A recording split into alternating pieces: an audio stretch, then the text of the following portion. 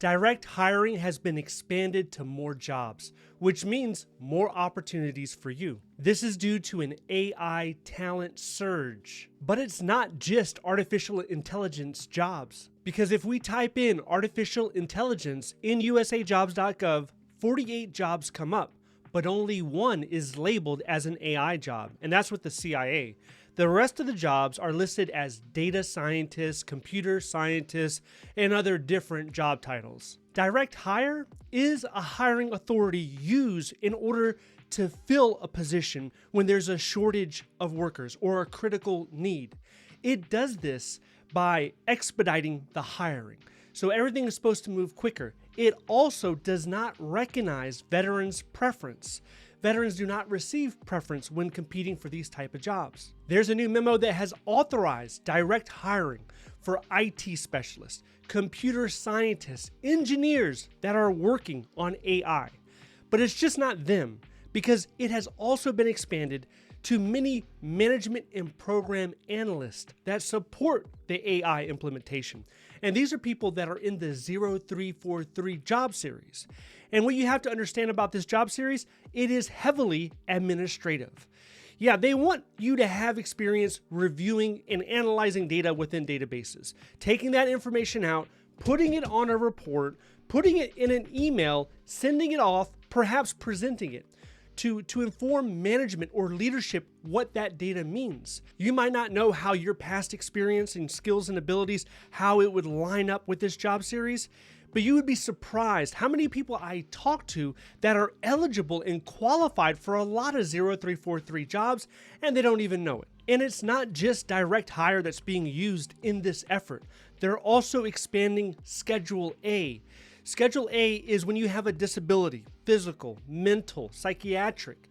If you have a disability like that, you print out a sheet, take it to your medical provider, and they sign off on it. It does not mention your specific disability. It simply says that you have one and that you're eligible for this hiring authority. Once again, these are not for technical jobs. This is for administrative or assistant type positions that are helping with the implementation of AI. This direct hiring authority in Schedule A expansion is authorized all the way up to the end of 2028 or when OPM decides to end it. Originally, OPM was supposed to create a full-blown new job series. Like 2210 is for IT specialists, they were supposed to create a new grouping of numbers to identify which jobs are AI.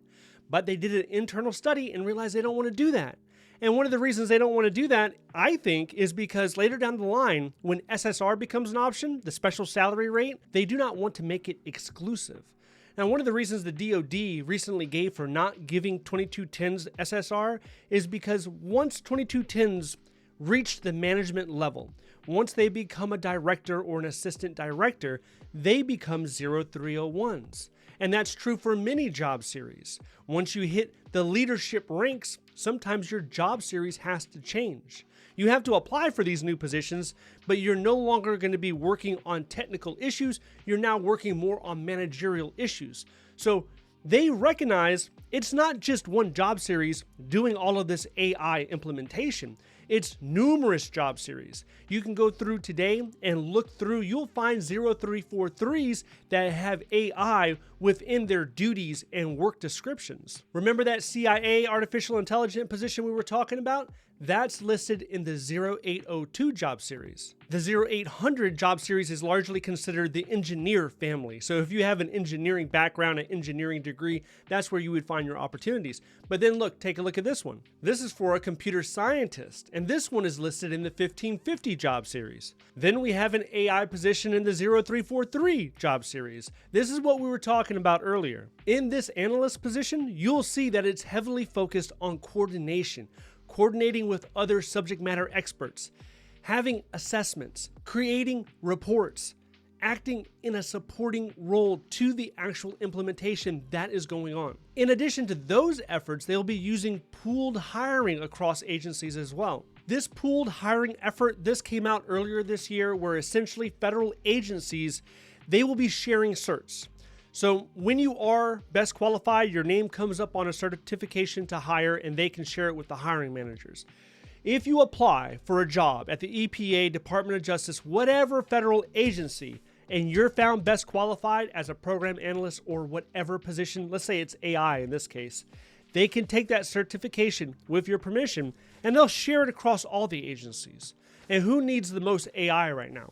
Probably the Department of Defense, Department of Homeland Security, and of course, the CIA. But will all of these efforts actually satisfy the demand that the government has for AI workers? Is it going to be enough? Probably not.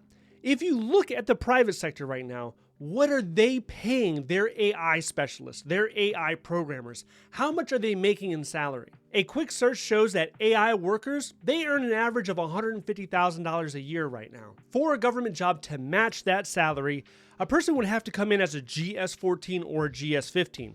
Now that happens all the time, but keep in mind, if you're expecting $150K a year, or if that's what you're making right now in the private sector, when you come in, say GS-14, you have the ability to negotiate your step level, and that can result in a higher salary. The difference between a GS-14 step 1 to step 10 in DC is a $40,000 difference. It's from $140,000 to $180,000. Even with the higher pay, there are plenty of people in the private sector that are not content. They're not satisfied in their current role, working in IT, working in AI. So for that reason, they do have an interest in coming into the public sector. In fact, there was a hiring fair recently for AI workers, and it attracted over 3,000 people that expressed an interest in getting into the government working in AI. The problem with this is after the fair, they were left kind of confused with the federal hiring process because it is confusing. If you can't get outside talent, the next step is to grow your own talent. And it's for that reason the government recently rolled out a new AI training program for its existing employees. Already over 8,000 federal employees, they volunteered to take this training. It's in conjunction with Stanford. They're doing a joint effort in order to educate and bring people up to speed with a lot of the new AI technology that exists currently. More training opportunities like this should be coming in the future. You might be interested in it if you work in or around AI. But now let's address this issue that people have with AI is coming for our jobs. If you look on social media, if you look in the news, you'll see headlines like this suggesting that AI will replace millions of jobs, which is probably true to some extent. It will replace jobs.